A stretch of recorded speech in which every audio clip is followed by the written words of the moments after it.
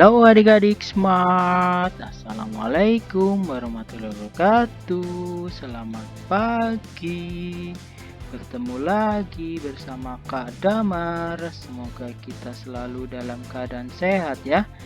Kita akan belajar bareng-bareng di kelas 4 tema 2 tentang sumber energi. Subtema kedua, manfaat energi, pembelajaran ketiga dan 4. Sebelum kita masuk ke materinya ya adik-adik smart, jangan lupa yang belum subscribe, di-subscribe dulu, kemudian like, comment, and share biar channel kakak semakin berkembang.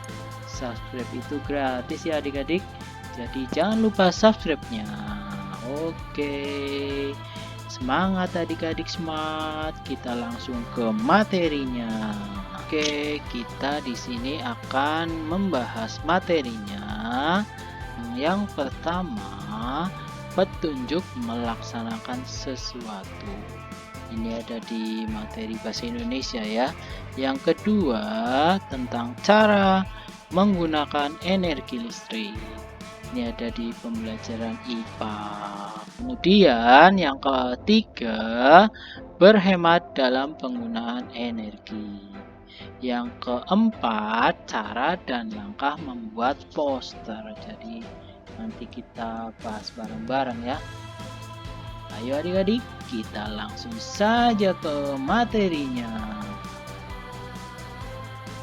Yang pertama, kita belajar tentang petunjuk melakukan sesuatu dalam pemanfaatan sumber energi. Ya, ini ada ilustrasinya ya. Di rumah kita banyak menggunakan energi listrik. Bagaimana penggunaan yang aman? Jadi kita harus tahu ya adik-adik cara penggunaan energi listrik yang aman untuk kita. Oke. Apa itu petunjuk? Jadi kita harus tahu dulu. Petunjuk adalah ketentuan yang memberikan arahan atau bimbingan tentang sesuatu yang dilakukan ya. Jadi misal kita akan menggunakan barang apa, itu biasanya pasti ada petunjuk penggunaan. Misalnya ini petunjuk penggunaan, pelaksanaan, operasional, dan pemakaian. Tujuannya ya adik-adik agar pembaca petunjuk tidak mengalami kesalahan dalam melakukan sesuatu. Jadi tujuannya ya ada petunjuk penggunaan itu agar tidak terjadi kesalahan dalam penggunaannya. Seperti itu adik-adik. Ya, kita lanjutkan ya. Selanjutnya ya, anak-anak yang sedang bermain ya. Bahasa petunjuk memiliki ciri-ciri sebagai berikut. Jadi dalam bahasa petunjuk itu ada ciri-cirinya. Yang pertama, menggunakan kalimat perintah. Jadi cara memakai sesuatu atau alat itu ada aturan atau perintahnya. Contoh nih, gunakan sesuai aturan, periksalah dengan cermat. Itu contoh kalimat perintah. Kalimat perintah yang ada di bahasa petunjuk. Yang kedua, sebuah petunjuk ada yang menggunakan bentuk saran kata, contohnya sebaiknya, hendaknya, itu contohnya. Yang ketiga, bahasa yang digunakan harus singkat, jelas, dan runtut. Jadi dalam penulisan petunjuk ini ada ciri-cirinya, ada 3 ya. Jadi adik-adik harus tahu ya. Selanjutnya, penggunaan energi listrik harus sesuai prosedur. Jadi dalam menggunakan listrik harus sesuai prosedur. Kalau tidak sangat berbahaya. Seperti itu ya adik-adik. Jadi kalian kalau menggunakan listrik harus sesuai prosedur ya. Saat menggunakan listrik harus selalu berhati-hati. Beberapa hal yang harus diperhatikan dalam penggunaan listrik nih. Yang pertama ya, Jangan sembarangan mencabut kabel, harus sesuai petunjuk. Jadi sesuai petunjuknya. Yang kedua, hindari barang elektronik dari air yang dapat menimbulkan konsleting listrik. Jadi dihindarkan dari air ya, jangan sampai kena air. Kalau kena air bisa terjadi konslet.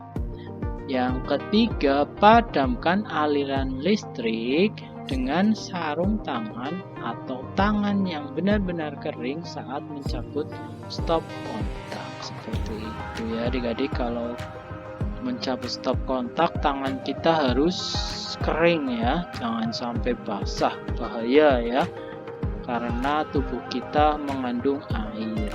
Seperti itu. Yang keempat, gunakan sesuai pemakaian saat menggunakan listrik agar tidak memicu konsleting listrik. Jadi kita harus tahu ya penggunaannya ya, dan selalu berhati-hati. Selanjutnya kita akan membahas tentang menghemat energi ya. Ya, dalam penggunaan energi tadi kan sudah membahas tentang petunjuk penggunaan energi. Selain itu, selain petunjuk penggunaan energi ya adik-adik, kita juga harus menghemat energi ya. Salah satu anjuran atau ajakan dengan menggunakan poster ya. Banyak hal-hal sederhana yang bisa kita lakukan dalam kehidupan sehari-hari untuk menghemat energi, seperti hemat air, hemat listrik, hemat kertas, hemat bahan bakar, seperti itu ya adik-adik. Apa itu hemat energi ya adik-adik? Hemat energi artinya menggunakan energi sesuai kebutuhan, sehingga tidak ada energi yang terbuang sia-sia. Jika energi yang kita gunakan lebih sedikit, maka akan menghemat biaya yang kita keluarkan dan menjadikan bumi kita lebih ramah lingkungan. Hemat energi adalah kewajiban kita semua. Seperti itu adik-adik ya. Jadi kita harus menghemat energi. Dalam penggunaan sumber energi harus dipakai secara bijaksana dan dapat menghemat ya. Kita dapat mengajak orang lain untuk menghemat sumber energi. Salah satunya ya adik-adik dengan menggunakan poster. Poster yang berisi slogan untuk menghemat pemakaian sumber energi. Apa itu poster ya adik-adik? Poster adalah pengumuman yang ditempel di tempat umum. Di dalam poster ada kata-kata atau slogan yang berisi imbauan atau ajakan kepada pembaca untuk melakukan atau meninggalkan suatu hal. Jadi poster itu berguna untuk melakukan ajakan ya. Seperti itu adik-adik. Dalam menuliskan poster ya adik-adik, ini ada contohnya ya. Ini contoh poster ya. Ini di buku kelas 4 ya, ada ya. Di buku tema kedua ya, ini contoh poster ya. Ini manfaatkan air secara optimal, itu ada kata-katanya ya. Mandi berendam paling boros air. Mandi dengan gayung 3 kali lebih boros. Lebih hemat air. Dan jika cucian banyak, pakai saja 3 ember. Itu ya adik-adik. Ini ada langkah-langkah membuat poster. Yang pertama, kita harus menentukan tujuannya. Jadi tujuannya kita harus tahu ya, apa maksud tujuan kita, seperti itu.